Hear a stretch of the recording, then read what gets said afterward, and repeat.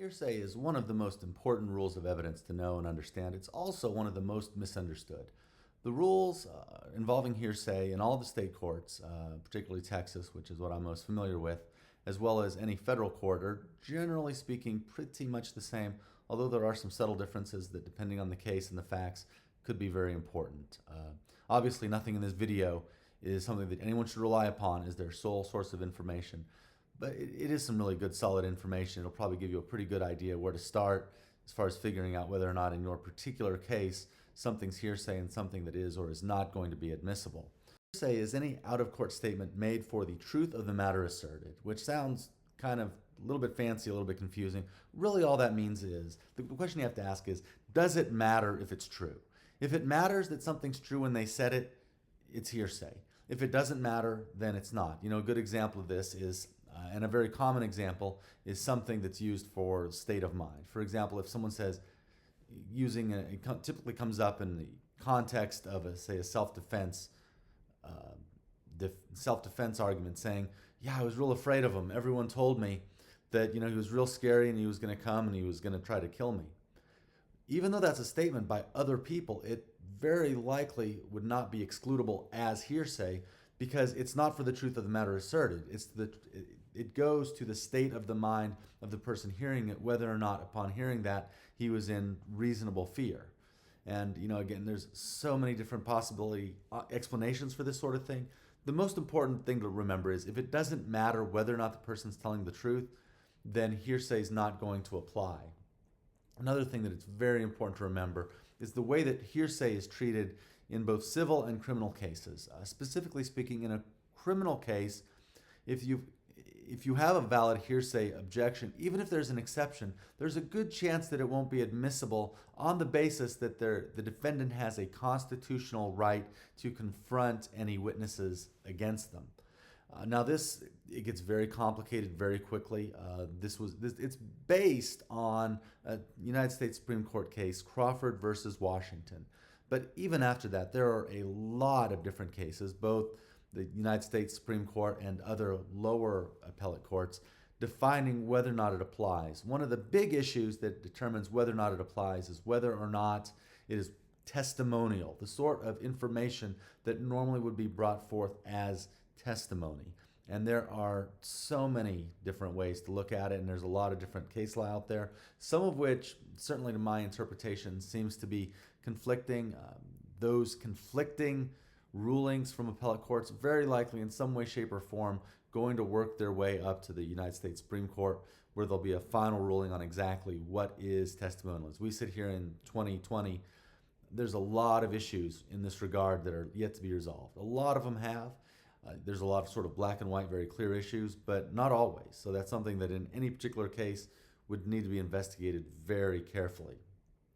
Now, there's also a bunch of exceptions to the hearsay rule. In fact, a lot of times there's more exceptions that allow evidence in than just simply excluding it under hearsay. Although it's important, if you're introducing, if you're sponsoring, if you're the side bringing that evidence in, you have to be ready to point out why there's an exception to the hearsay rule. These exceptions, certainly in Texas, are in Rules 803 and 804 of the Texas Rules of Civil. These rules are in, the hearsay rules are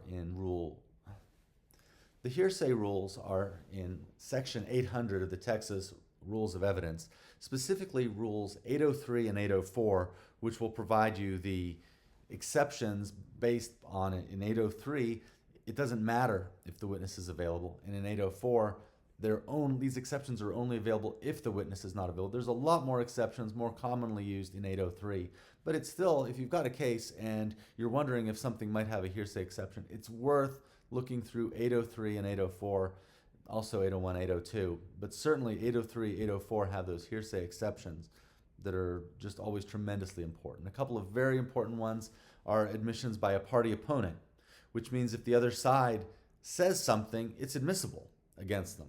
If you're the plaintiff, the defendant says, boy, I sure was driving fast, that's admissible. If you're the plaintiff, the defendant says, yeah, we've had a problem with that guy.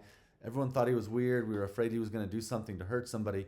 We just, we should have done something about it, but we didn't.